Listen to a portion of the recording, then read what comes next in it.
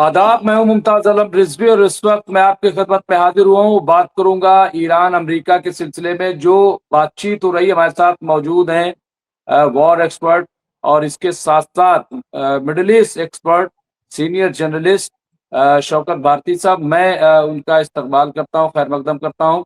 और सबसे पहले शौकत भारती साहब, क्या लग रहा है, क्या चल रहा है? जिस तरह से एक तरफ बातचीत, दूसरी तरफ हमला, कैसे देखते हैं हालात को? देखिए, जंग तो अभी तक रुकी ही नहीं है। जो कहा जा रहा है कि जंग रुकी है, मैं इसको समझता हूं कि जंग नहीं रुकी। जंग कभी हमले किए जाते हैं, कभी ब्लॉकेट लगाया जाता है, वो भी जंग का एक पार्ट है। कभी जो है और दूसरे तरह के सैंक्शंस लगाए जाते हैं, वो भी जंग का एक पार्ट है। हाँ, ये है कि वो जंग जो हथियारों की रुकी हुई थी, वो फिर से शुरू हो चुकी है। इंटेलिजेंस तो का मामला तो बड़े दिनों से चल रहा था, ड्रोन्स तो उड़ाए जा रहे थे और इंफॉर्मेशन तो कलेक्ट की ही जा रही थी। ईरान रूटीन में उसको गिरा रहा था। अब चूंकि जो इन्होंने अभी हमला किया अमेरिका ने, तो उसके बाद ईरान ने प्रॉपर ढंग से उसको जवाब दिया है। और आज भी आप देखिए कि स्ट्रेट ऑफ हॉर्मुज से निकलने की कोशिश की जब अमेरिका ने, तो वहां पर भी ईरान ने उन्हें निकलने नहीं दिया, अटैक किया। और जब उनके यहाँ क्या नाम है, अटैक हुआ ईरान के यहाँ बंदर अब्बास पर, तो उन्होंने फौरन जो है अभी कुवैत के ऊपर बड़ा हमला किया है और कुवैत पे हमला करके अमेरिका की बेसिस को उड़ा दिया। क्योंकि हमला हमले होने की तो तैयारी पूरी तरीके से थी और एक शौकत डर। भारती साहब, शौकत जी, भारती साहब, वहां तो ये दावा किया गया है कि उन्हें इंटरसेप्ट कर लिया है, 3 मिसाइल और कुछ ड्रोन्स मारे थे, उनको इंटरसेप्ट कर लिया गया है। इस तरह की बातें आ रही।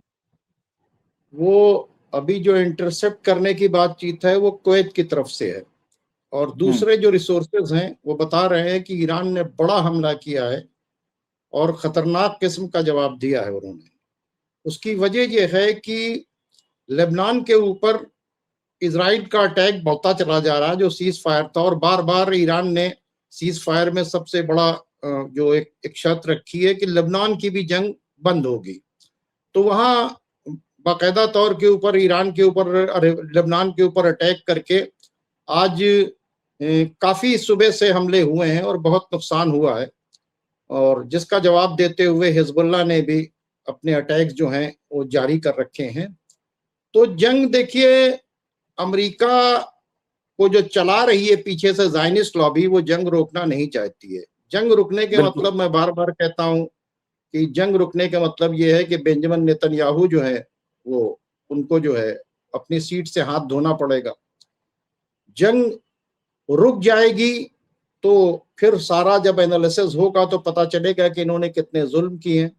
तो ये तो सिर्फ तैयारियां हो रही हैं कि टॉक हो रही है और सीज फायर की बात हो रही है और मुआहदा बिल्कुल पहुंचने के नजदीक है और बिल्कुल अभी सब क्लियर हो जाएगा, घंटे 2 घंटे की बात है। इस तरह की बातें भी चल रही हैं।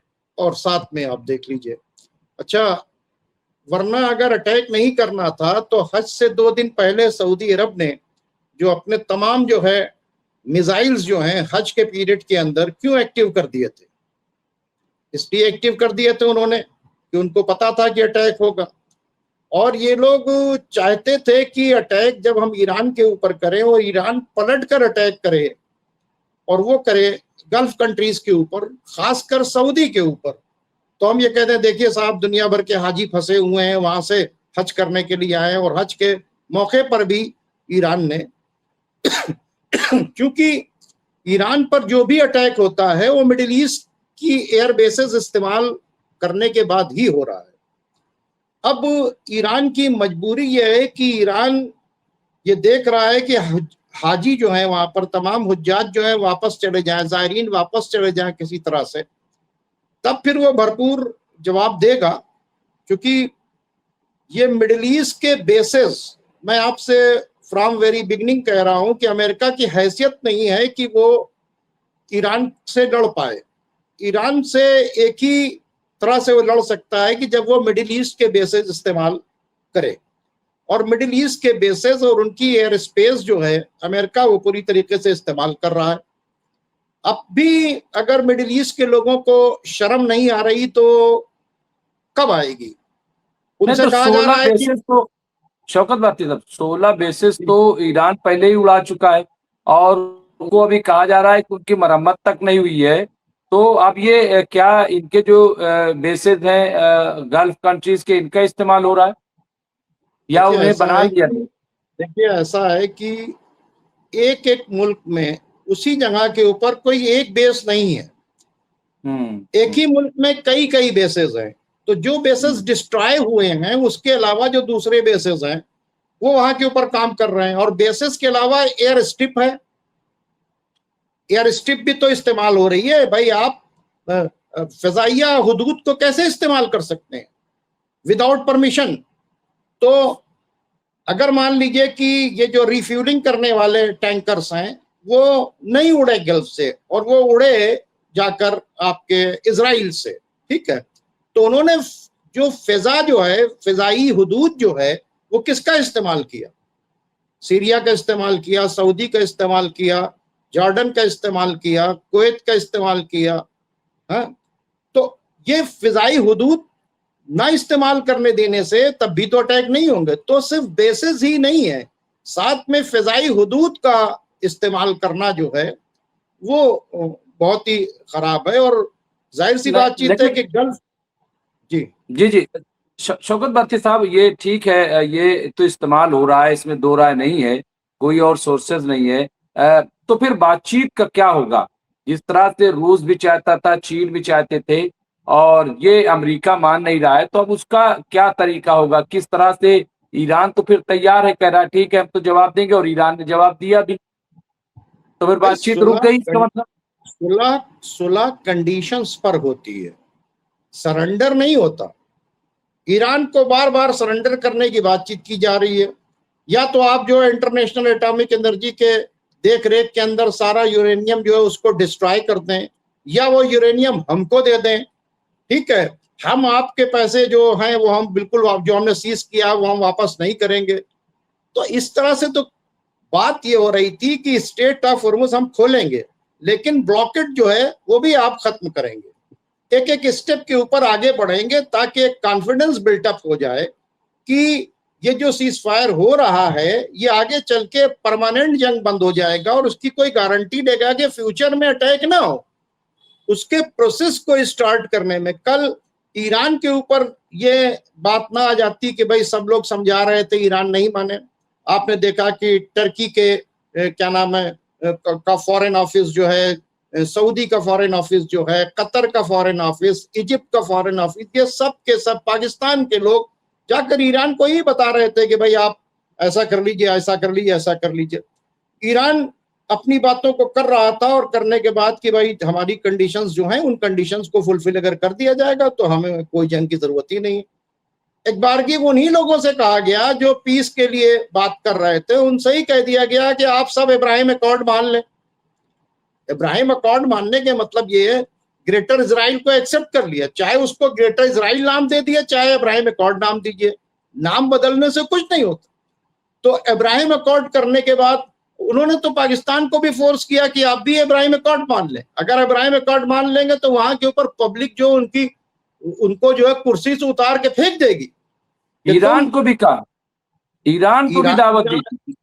हाँ, ईरान, देखिए ईरान को तो फॉर्मेलिटी की बात है, ईरान तो इम्पॉसिबल, ईरान को तो वो भूल ही जाए कि ईरान से बातचीत करेंगे। तो बाकी लोगों को, लेकिन इन सब के बावजूद भी एक पाकिस्तान से तो बयान आया कि मैं इब्राहिम अकॉर्ड को नहीं मानूंगा, लेकिन गल्फ के किसी कंट्री से इस बात को नहीं आया। इतना जुल्म होने के बाद, इतना फिलिस्तीनियों के ऊपर जुल्म हो रहा है और बोर्ड ऑफ पीस बना, उसमें सारी बातें हुई कि पीस होगी, और रोजाना फिलिस्तीन के अंदर सऊदी की तरफ से ये आया, सऊदी की तरफ से आया है कि सऊदी की तरफ से ये है कि हम मान लेंगे उस कंडीशन में कि जब आप वेस्ट बैंक की तरफ आगे नहीं बढ़ेंगे। अब तो वो वेस्ट बैंक से और आगे बढ़ गए। वो तो कह रहे हैं कि जो केयरटेकर बना हुआ था जॉर्डन मस्जिद अक्सा का, अब उससे भी वापस लेके वो फिलिस्तीन के हाथ में रहेगा। उसमें भी एक बोर्ड ऑफ पीस बनाने चाह रहे हैं कि वहां के ऊपर भी मस्जिद अक्सा में जो लोग जाएंगे उसके लिए, यानी जो ट्रस्टी बने हुए थे, मुतवल्ली बने हुए थे शाह जॉर्डन के, उनसे भी वो छीनने की बातचीत हो रही है, मस्जिद अक्सा लेने की बातचीत हो रही है। तो इसको कोई बर्दाश्त नहीं करेगा। अब ये इतना क्लियर हो गया है कि ना इसको बर्दाश्त करेगा। आप देखिएगा कि मतलब अरब कंट्री, और ना इसको टर्की पर, क्यों, अगर एक्सेप्ट कर लेते हैं तो उनके यहाँ अपने यहाँ रिवोल्ट हो जाएगा, क्योंकि अभी बहुत सी चीजें छिपी हुई थी। लेकिन 2.5-3 साल की जंग में जिस तरह से फिलिस्तीनियों के साथ जुल्म, बर्बरियत और दहशतगर्दी की है इसराइल ने, उन सब को देखने के बाद अगर अब अरब रूलर्स मान लेते हैं इब्राहिम एकॉर्ड को, तो इसी से सऊदी अरब ने कहा कि 1967 की लाइन पर अगर चले जाएं, यानी 2 नेशन की बातचीत को मान लें, तो हम एकॉर्ड को मान लेंगे। तो वो एक कंडीशन रख रहे हैं। तो ऐसा नहीं है। तो क्या तो शौकत भारती साहब, टर्की का कल बयान आया था रजब तैयब अर्दगान का, उन्होंने फिर नेतन्याहू को कहा है कि भाई ये जालिम है और ये कैफरे किरदार तक पहुंचेंगे और हम इन्हें देखेंगे। ये बयान को किस तरह से देखते हैं? क्योंकि सिर्फ बयान ही आ रहा है, कुछ हो नहीं रहा है, क्योंकि लगातार फिलिस्तीन गाजा में लोग रोज मारे जा रहे हैं, आप देखिए बढ़ते जा रहे हैं, लेबनान में लोगों को मारा जा रहा है। तो इनको रोकेगा कैसे, कौन रोकेगा, क्योंकि ये तो बढ़ते ही जा रहे हैं। देखिए बात क्या है कि कुछ गाने जो हैं बहुत पसंद होते हैं तो उसको बार बार रिपीट कर करके सुना जाता है। उसी तरीके से कौम को ये बयान पसंद है कि रजब तैयब अर्दगान ने ये कर दिया, रजब तैयब अर्दगान ने बूचर कह दिया, रजब तैयब अर्दगान ने टेररिस्ट कह दिया। अरे साहब, ये डायलॉग जो मार रहे हैं वो, हाँ, ये डायलॉग से काम नहीं होगा। आज भी फिलिस्तीन के ऊपर अटैक करने के बाद जो है वहां के ऊपर बहुत से लोगों को उन्होंने शहीद कर दिया। सवाल यह पैदा होता है कि आप प्रैक्टिकली मैदान में कब आएंगे। अभी जब इन्होंने बयान दिया, supreme leader of Iran Mushtaba खामनाई साहब ने जब बयान दिया कि भाई हम एक नेटो बना रहे हैं, आ जाइए सब लोग हमारे साथ में आ जाएं और खित्ते की सिक्योरिटी हम अपने हाथों से करेंगे और हमें किसी की जरूरत नहीं, अमेरिका को यहां से हटा दिया जाएगा, तब तो उनका बयान नहीं। और उन्होंने कहा कि इजराइल जो है एक कैंसर है, इसको हम एलिमिनेट करेंगे। उस वक्त तो किसी एक अरब कंट्री ने क्या कहा कि नहीं, मैं मुश्तबा खामनाई साहब ने जो कहा है वो बहुत अच्छी बातचीत है, हम सब मिलके एक मुस्लिम नेटो बनाएंगे और अपनी सिक्योरिटी अपने पास करेंगे, हमें फॉरेन का इंटरफेरेंस नहीं चाहिए। कोई बयान नहीं दिया, बल्कि अरब को पता था कि अटैक होने वाला है, इसी वास्ते उन्होंने अपने मिसाइल्स जो है हज से 2 दिन पहले जो है इंटरसेप्टर्स लगाकर उसको हज के पहले तैयारी कर ली थी। इस बात का सिग्नल था कि ईरान के ऊपर अटैक होगा, तो वो अटैक हो रहा है। नहीं तो क्या ये इंतजार था कि हज खत्म हो तब उसके बाद ये शुरू हो जाए जंग, क्या इसका इंतजार था? देखिए, उन्होंने तो हज के बीच ही अटैक कर दिया, ठीक है। वो ये चाह रहे हैं कि अभी ईरान पलट कर सऊदी अरब के ऊपर अटैक कर दे कि क्यों इस्तेमाल में। तो जैसे ही होगा, वहां के ऊपर हाजी फंसे हुए हैं, तमाम हुज्जाज फंसे हैं, दुनिया भर के लोग वहां पर हैं। अभी बहुत से लोग जो हैं भाई 3 दिन वहां मिना के ऊपर हज के बाद रुकना भी होता है। वहां यानी जो शैतान है उसको पत्थर भी मारने होते हैं, वहां के ऊपर कुर्बानियां भी देनी होती हैं, फिर वहां पर तवाफुल वदा होता है। तो अभी तो वहां के ऊपर हज का जो रिचुअल्स है वो पूरी तरीके से वो हो रहा है। तो ये चाहते थे कि इस बीच के अंदर अगर अटैक कर दे ईरान, तो कहते देखिए साहब, ईरान ने सऊदी अरब के ऊपर अटैक कर दिया और उसको ये भी नहीं ख्याल कि दुनिया भर से मुसलमान आके हज कर रहे हैं, कैसा मुस्लिम कंट्री है। ये खेल बहुत खतरनाक था। ईरान अभी इसको सबर कर रहा है, वो जहाज चले जाएं, इसी से उन्होंने गल्फ यानी सऊदी के ऊपर अटैक नहीं किया, उन्होंने अटैक किया है कुवैत के ऊपर। और नहीं तो माना जाए कि फिर बातचीत बेकार है, तो फिर ये माना जाए कि जो इतने दिन से बातचीत कतर में अभी 4-5 दिन से हो रही थी, इससे पहले और जो बातचीत हुई, पाकिस्तानी डेलीगेशन ईरान पहुंचा, कतर का डेलीगेशन पहुंचा, टर्की का ईरान पहुंचा डेलीगेशन, तो मतलब ये सब बातें तो फिर बेकार हो गई, बेमानी हो गई। और वही हुआ जो नेतन्याहू कहते थे या बेन गवीर कहते थे कि भाई हम होने नहीं देंगे। आप ओमान की टॉक देख लीजिए, आप जिनेवा की टॉक देख लीजिए, आप पाकिस्तान की टॉक देख लीजिए, आप जो है अभी कतर के अंदर जो बातचीत हो रही है उसे देख लीजिए। तमाम अरब कंट्रीज के जो फॉरेन मिनिस्टर्स का वहां के ऊपर विजिट करना देख लीजिए, पाकिस्तान के जनरल मुनीर का बार बार ईरान का दौरा करना, वो सब देख लीजिए। उन सारी बातों को आप देख लीजिए। हाँ, आपको क्या पता चल रहा है कि सिर्फ बात हो रही है और बात के बीच में तैयारियां चल रही हैं। क्या तैयारियां चल रही हैं? जितना टाइम मिले उतना अमेरिका और इजराइल तैयारी कर ले। इस बात को ईरान बहुत अच्छे ढंग से जानता है, और ईरान से चाइना को अलग करने के लिए ही ट्रंप ने वो दौरा किया था, और ट्रंप ने जो कंडीशंस रखी उन्होंने नहीं मानी। आपने देखा कि इस कदर नाराज हुआ जो पूरा अमेरिका था कि जो चाइना की तरफ से मिले हुए गिफ्ट थे वो सब डस्टबिन में फेंक के चले आए। तो इसके मतलब आप ये देखें कि कहीं पर ये सक्सेस नहीं हो पा रहे हैं। अब्बास अराक्ची अभी पुतिन के पास गए हैं। तो कुल मिलाकर अब ये तैयारी हो रही है बड़े लेवल के ऊपर, और रशिया के ऊपर अटैक बढ़ाया जा रहा है ताकि रशिया को हम यूक्रेन में फिर से इन्वॉल्व हों। नेटो के तमाम लोग ये चाह रहे हैं कि रशिया को वहां पे इन्वॉल्व कर लें। ये एक बड़ी जंग की तैयारी है। जंग रुकने के इम्कान जो है वो इम्पॉसिबल है, इम्पॉसिबल। क्योंकि जंग जैसे ही रुक जाएगी तो ईरान जीत जाएगा, मिड टर्म पोल भी हारेगा वो, और पूछेंगे भैया जंग तो रुक गई, मिला क्या? इजराइल से पूछा जाएगा कि तुम्हें क्या मिला, अमेरिका से पूछा जाएगा तुम्हें क्या मिला। तो दोनों की सीट चली जाएगी, एक की मिड टर्म पोल में चली जाएगी अमेरिका की, आने वाला है टाइम, और ट्रंप की, और बेंजामिन नेतन्याहू की यहाँ इजराइल से चली जाएगी। तो इसलिए जंग ही इनके लिए सूट करती है और वो जंग ही करेंगे, बाकी सब बहाने हैं। और पाकिस्तान को उन्होंने आगे बढ़ाने के बाद जो है काफी आगे बढ़ाया, काफी कुछ किया, और पाकिस्तान भी बहुत सोच रहा था कि मैं बिल्कुल हीरो बन जाऊंगा। और आपने देखा कि कैसा उसे टाइट किया कि तुम इब्राहिम अकॉर्ड में आओ। बिल्कुल बिल्कुल। तो बहरहाल ये बिल्कुल आपकी बात सही है शौकत भारती साहब, बिल्कुल आप सही कह रहे हैं कि ये जंग की तैयारी और कोई अभी बातचीत का नतीजा नहीं निकलेगा। और सबसे बड़ा इजराइल और अमेरिका का डर है कि अगर यहाँ पे ये जंगबंदी हो गई तो यही सवाल होगा उनसे कि आपने पाया क्या, बल्कि आपने तो खोया।